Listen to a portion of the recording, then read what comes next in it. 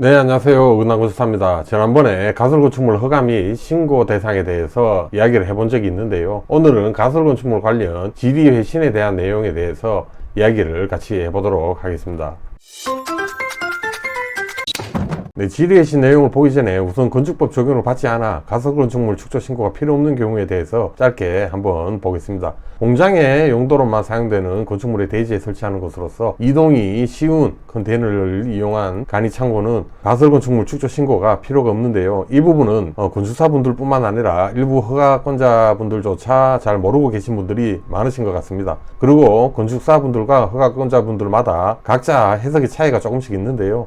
공장의 용도로만 이라는 이 문구 때문에 순수 공장으로만 구성된 경우에만 해당된다는 의견과 아니다, 공장의 부속 용도인 사무실, 식당, 창고 등등도 주용도가 공장이기 때문에 부속 용도를 따질 필요 없이 공장의 용도로 사용되는 건축물로 볼 수 있다는 의견으로 나뉘는데요. 저는 개인적으로 말장난하는 것도 아니고 부속 용도는 따질 필요 없다고 생각합니다. 주용도가 공장이라면 공장의 용도로만 사용되는 건축물로 볼 수 있다는 입장인데요. 그렇게 생각하지 않고 공장 안에 부속 용도인 사무동 또는 사무공간이 별도로 있다면 공장의 용도로만 사용되는 건축물이 아니다, 이렇게 억지를 부리시는 분들이 간혹 계십니다.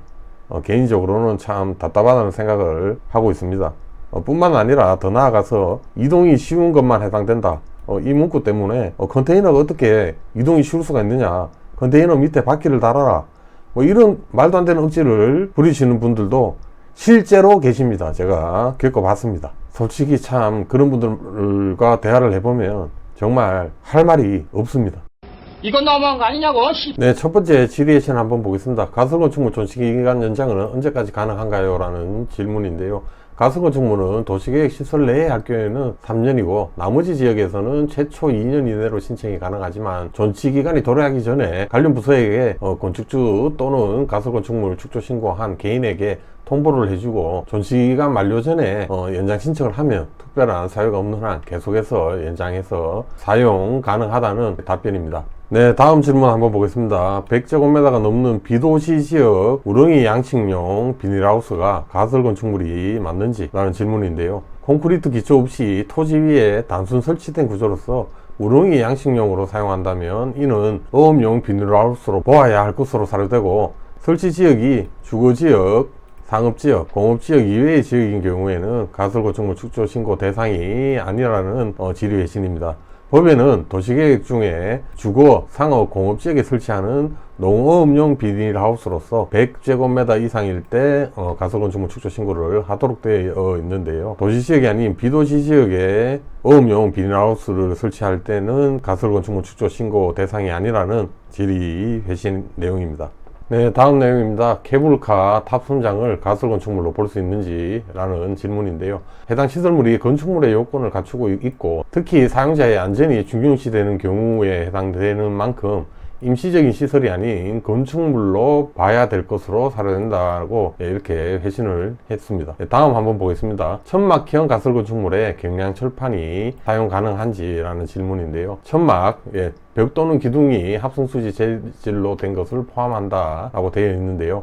그 밖에 이와 비슷한 것은 가설건축물로 규정하고 있으며, 경량철판의 경우에는 천막과 구조 및 재질이 상이하여 그 밖에 이와 유사한 것으로 볼 수가 없다라는 답변입니다. 네, 다섯 번째 질문입니다. 가설건축물 건축주 명의 변경 가능한지? 라는 질문인데요. 가설건축물은 부동산 등기법에 따른 등기 능력이 없는 한시적 건축물이기 때문에 소유자 변경 절차가 없습니다. 다만 가설건축물의 구조, 용도 등의 변경사항 없이 상속, 양도 등 으로 불가피하게 건축주의 변경이 있을 경우에는 건축주 변경을 증명할 수 있는 계약서 등의 증빙 서류를 구비하여서 가설건축물 축조 신고를 다시 하면 건축주 변경이 가능하다고 안내하고 있습니다. 네, 계속해서 보겠습니다. 가설건축물을 인접대지 경계선에서 이역거리를 지역 건축 조례로 별도로 규제가 가능한가요? 라는 질문인데요. 건축법상 가설건축물은 대지 안의 건축 규정을 적용하지 않습니다. 그런데 상위법인 건축법에서 정해놓은 사항을 하위법인 지역 건축 조례에서 별도로 가설건축물과 인접 대지 경계선 간의 거리를 규제할 수 있는지라는 질문인 것 같습니다. 이 부분은 상위법 위헌 근거 및 조례 개정 이유 등 조례의 적성성 검토가 필요할 것으로 사료된다고 되어 있는데요. 상식적으로 불가능하다고 보시면 될 것 같습니다. 건축법에서 조례로 위임할 수 있는 내용들을 쭉 나열되어 있습니다.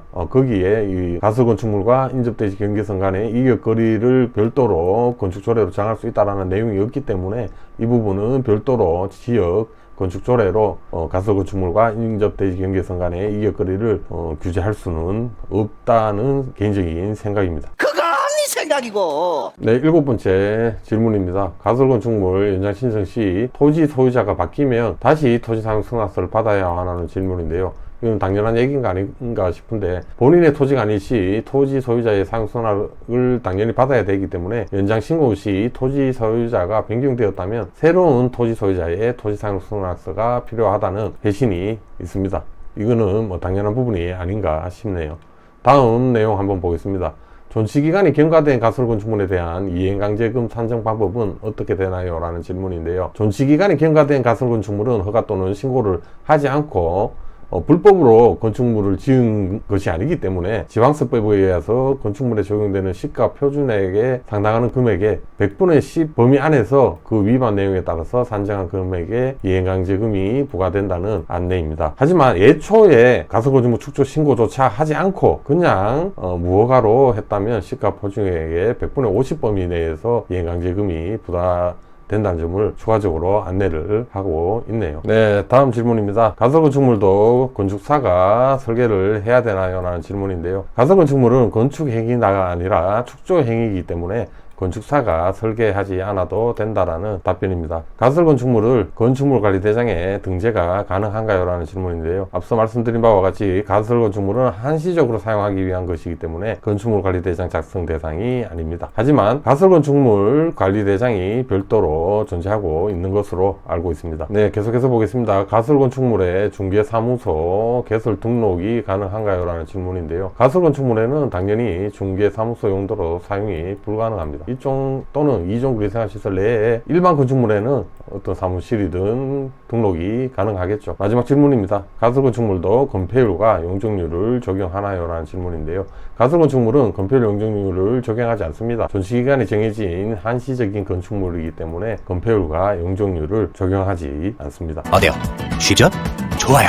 네, 오늘은 가설건축물 관련 질의의신에 대한 내용 중에 일부를 같이 살펴봤습니다. 가설건축물은 정식건축물이 아닌 만큼 규정이 많이 완화가 되는데요. 특히 건폐율 및 용적률 적용을 받지 않아 건폐율 용적률이 포화 상태인 대지에 부득이 중축을 해야 되는 경우 가설건축물 축조 신고로 해결을 해볼 수도 있습니다. 가설건축물은 건축사의 설계가 반드시 필요한 부분은 아니지만 건축사를 통하면 보다 쉽게 접근이 가능합니다. 오늘 이야기는 여기서 마치도록 하고요. 다음에 새로운 이야기로 다시 찾아뵙겠습니다. 감사합니다. 안녕히 계세요.